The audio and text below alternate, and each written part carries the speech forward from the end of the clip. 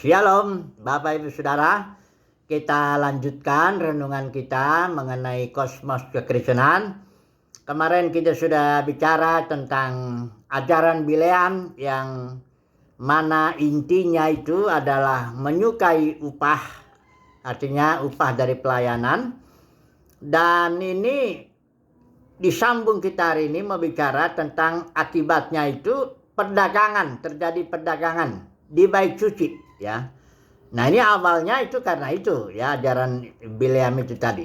Oke lah, mari kita lihat kasusnya dulu, di mana Yesus itu masuk ke bait suci dan dia melihat di sana sepertinya pelayanan, ya.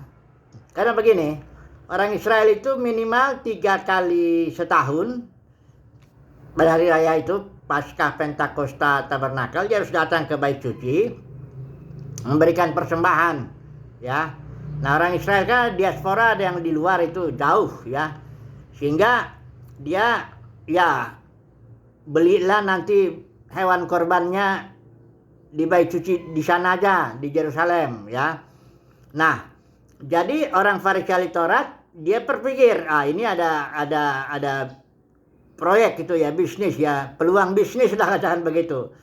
Jadi kalau orang-orang Israel yang di luar itu mau beli hewan, kan harus diperiksa dulu nanti oleh ahli Taurat orang Farisi, apakah ini tahir atau tidak. Nah, jadi dia pikir, udahlah kita aja yang jualan, bikin aja di halaman bait suci ini hewan-hewan yang kita udah periksa, sudah tahir, tapi harganya kita naikkan, nggak sama dengan harga pasaran, ya, karena lebih tinggi lah gitu, ya. Nah, orang Israel yang datang dari berbagai daerah itu ke sana Yerusalem, ya udahlah, nggak apa-apa, daripada kita repot, bukannya beli aja. Dan kalau mata uangnya beda, makanya ada money changernya, ya, yang ditebalikan oleh Tuhan Yesus itu.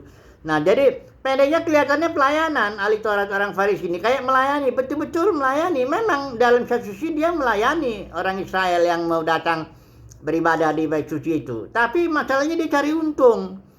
Orang ahli Taurat orang Farisi dagang, dia dagang itu artinya, saudaraku, menjual barang, ya. Dia kalau kasus orang Farisi dia jual hewan kurban, ya, tapi juga jual jasa, ya. Jadi di situ perdagangan itu nggak bisa dilihat, tapi kecuali oleh orang seperti Yesus yang bisa melihat itu. Ketika sebelum ada Yesus itu bait suci damai-damai aja tuh. Barangkali orang Farisi dengan ahli Taurat dia jalan-jalan dengan jubah agamawinya tuh yang ada ayat-ayat kitab sucinya di situ, dia ngelihat, kontrol semuanya berjalan dengan baik, ya, hewan kurban disembelih, orang jual beli sana apa sebagainya, nggak ada masalah gitu loh.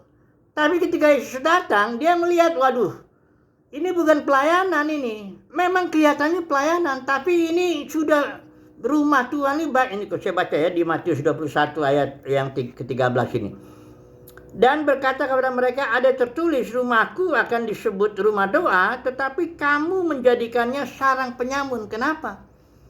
Sarang penyamun itu artinya seorang yang pencuri-pencuri, perampok-perampok begitu, ya. Itu kenapa begitu? Karena terjadi perdagangan, otomatis juga persaingan di antara mereka itu, ya, saling mencari untung, saling ingin mendapat uang. Ya, akhirnya bait sucinya bukan lagi pelayanan, bukan lagi rumah doa, udah jadi sarang penyamun, ya. Karena terjadi di mana-mana kalau udah perdagangan pasti ada persaingan, pasti ada sikut kiri, sikut kanan sebagainya, itu udah biasa lah itu kan. Masa kita nggak tahu mengenai perkara itu, ya. Nah, sekali lagi persoalannya, hanya Yesus yang bisa melihat bahwa di situ ada terjadi perdagangan, ya, bahwa rumah doa, bahwa bait suci sudah berubah sifat dasarnya menjadi sarang penyamun, ya. Hanya Yesus itu yang bisa melihat. Makanya ketika dia bongkar, berantakin itu semuanya, barangkali murid-murid pun kaget loh, kenapa guru marah gitu, ya. Jadi sekarang oke lah, kita terapkan dulu ke dalam kosmos kekristenan. Apakah kosmos kekristenan sudah menjadi sarang penyamun? Tanda kutip, ya. Karena terjadi perdagangan? Jawabnya ya iya. Kenapa? Loh, ajaran Bileam sudah diajarkan. Ya, sudah mengatakan bahwa pendeta itu profesi seperti insinyur, dokter, ya. Jual jasa kalau pendeta itu, ya. Ada juga pendeta yang jual itu minyak urapan itu, dagangnya keterlaluan banget ya. Bukan cuma dagang jasa, jual jasa, tapi dia jual barang juga semua. Sebenarnya dalam kosmos kekristenan, baik buku, baik lagu-lagu, konser-konser, event-event apapun semua didagangkan itu. Bisnis itu, ya. Ya bagi yang sebenarnya banyak orang udah lihat kok. Bisnis itu kekristenan itu, wah itu luar biasa, jutaan dolar itu. Amerika itu yang awalnya jago berbisnis itu. Semua dijadikan bisnis, ya. Terjadilah persaingan. Maka kosmos kekristenan bukan lagi rumah doa, itu sudah sarang penyamun, ya. Bagaimana orang semua sikut kiri sikut kanan mau cari untung, cari duit, ya. Nah ini yang tapi sekali lagi ya, hanya mata orang yang nggak terlibat di dalamnya yang bisa melihat itu. Tapi orang yang di dalam kosmos itu, sistem itu, mereka bilang ini wajar aja. Ya kami kerja dapat upah ya wajar lah, ada tertulis. Saya bilang tadi kan, jangan memberangus mulut lembu yang sedang mengirik, atau seorang pekerja patut mendapat upahnya, orang yang beritakan Injil harus hidup dari Injil, macam-macam dikutip itu. Apapun yang dikutip itu, tapi masalahnya tetap orang yang bisa mata ya, artinya mata seperti Yesus itulah yang bisa melihat. Nanti di pengadilan Kristus itu kelihatan itu. Kosmos kekristenan ini betul-betul penuh perdagangan, saudaraku. Nggak ada yang pelayanan itu artinya engkau memberikan yang murni aja. Kalau gereja mula-mula itu memberikan dia baik firman maupun roti. Gereja mula-mula memberikan firman itu, ya. Petrus bilang emas dan perak enggak kupunya. Ya, aku berikan apa yang kupunya, yaitu dalam nama Yesus kesembuhan apa semuanya, firman Tuhan, pengajaran Rasul apa semua. Kemudian roti, apa yang diberikan? Tapi roti yang didapat gereja mula-mula itu dari orang-orang yang digerakkan oleh Roh Kudus. Yang punya rumah 2 rumah, kasih 1, yang punya 2 ladang, kasih 1. Terus langsung dibagi sama orang miskin itu, ya.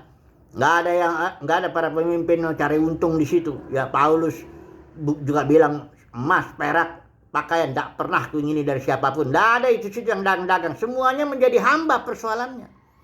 Para pemimpin gereja mula-mula itu hamba. Jadi gereja mula-mula memberikan firman dan memberikan roti. Holistik dia, kayak Yesus. Yesus juga memberikan firman dan juga memberikan roti. Orang lapar, 5 roti 2 ikan itu jadi mujizat dan sebagainya. Nah kalau kosmos kekristenan nggak gitu. Ya bagi yang melihatlah, itu aja lah intinya. Jadi kesimpulannya kembali ya bersukacitalah orang yang melihat itu dan yang tidak ambil bagian di dalamnya. Itu aja. Tapi kalau orang yang tidak melihat, yang dibutakan, karena Bileam ini membutakan ini ajaran ini. Kita sudah lihat tuh Nabi Bileam butanya minta ampun. Nggak bisa ngelihat malaikat Tuhan yang bawa pedang udah mau tebas dia itu, sementara keledai udah lihat, dia belum lihat itu. Memang uang membutakan kok, ya. Nah jadi, tapi dalam kosmos kekristenan dibilang kalau orang melayani jadi kaya, maksudnya kaya karena pelayanan, oh itu dia diberkati Tuhan. Dalam satu sisi betul juga, karena langit, bumi, laut dan segala isinya itu milik Tuhan. Iblis tidak bisa ngasih apa-apa sama kita. Tapi hanya Tuhanlah yang tahu, ya. Memang pedagang-pedagang ini yang dahsyat sekali dalam kekristenan ini, ya, dalam kosmos kekristenan. Oke lah, kesimpulannya aja lah sekarang lah. Ya. Kalau kita ngomong apapun juga kalau udah dibenarkan sih dagang itu ya sudah ya. Tapi berbahagialah, kesimpulannya berbahagialah saudara dan saya kalau mendapat kasih karunia di hadapan Tuhan. Kita sukacita, kita di luar kosmos kekristenan, kita melayani apa yang ada, berikan firman Tuhan gratis. Berikan roti apa yang ada, kalau walaupun kita cuma punya 5 roti 2 ikan, ya itulah yang kita berikan. Jadi memberikan firman dan roti, enggak apa-apa, enggak kita pun juga enggak ingin kok emas, perak, pakaian dari pelayanan, enggak ada sama sekali kita inginkan itu. Ya, upah apalagi itu, gaji apalagi yang nama PK lah apa semua, enggak ada yang kita harapkan begitu, ya. Kita percaya Tuhan mencukupkan kita dan kita puas ya dapat kasih karunia untuk melayani Tuhan. Haleluya. Amin.